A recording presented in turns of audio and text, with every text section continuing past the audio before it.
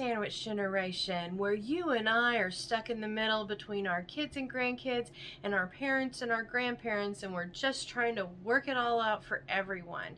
Today on Food for Thought Friday, we're going to talk about sales secrets.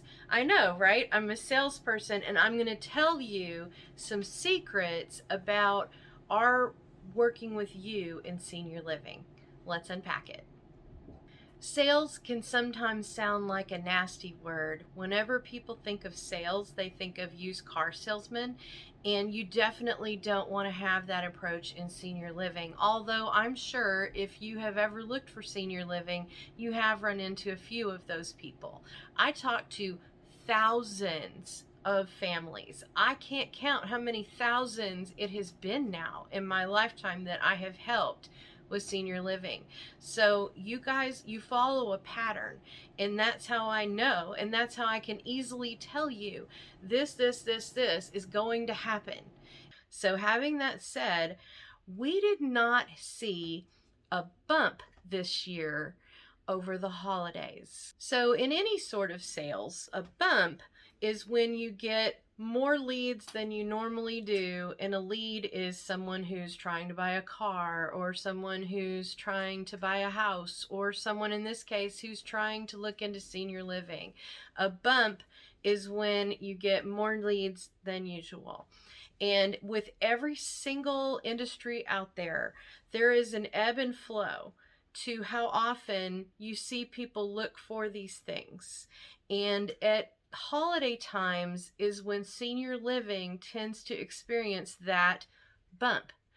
So what makes that bump happen is they haven't seen the loved one steadily decline. You know, if you're a person who lives next door to your loved one, you probably can't see the decline much at all because you're in their face 24/7, so you don't recognize it. What happened this year is we didn't get the bump at Thanksgiving. What that tells me, and what puts the fear in my heart, is all of those people out there, they still need senior living. All of those people that you didn't see this year, and you didn't have the opportunity to go, what are we doing? Oh my God, she's sick. You know, you didn't have the opportunity to do that, but that doesn't mean that their decline stopped.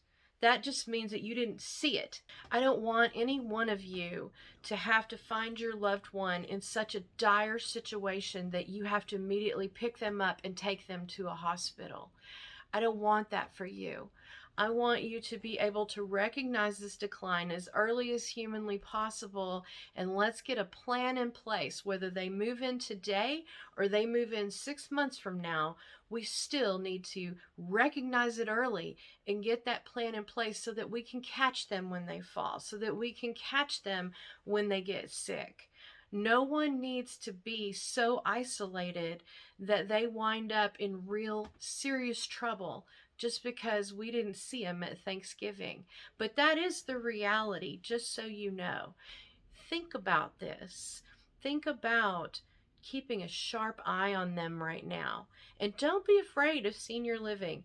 Do you know how many people in assisted living across the country, do you know how many of those people have gotten COVID in senior living? It's less than 1%. You are safer in senior living than you would be anywhere else. Do you know how often we get tested for COVID just as employees? Do you know what those employees are doing to make sure that your loved one is safe?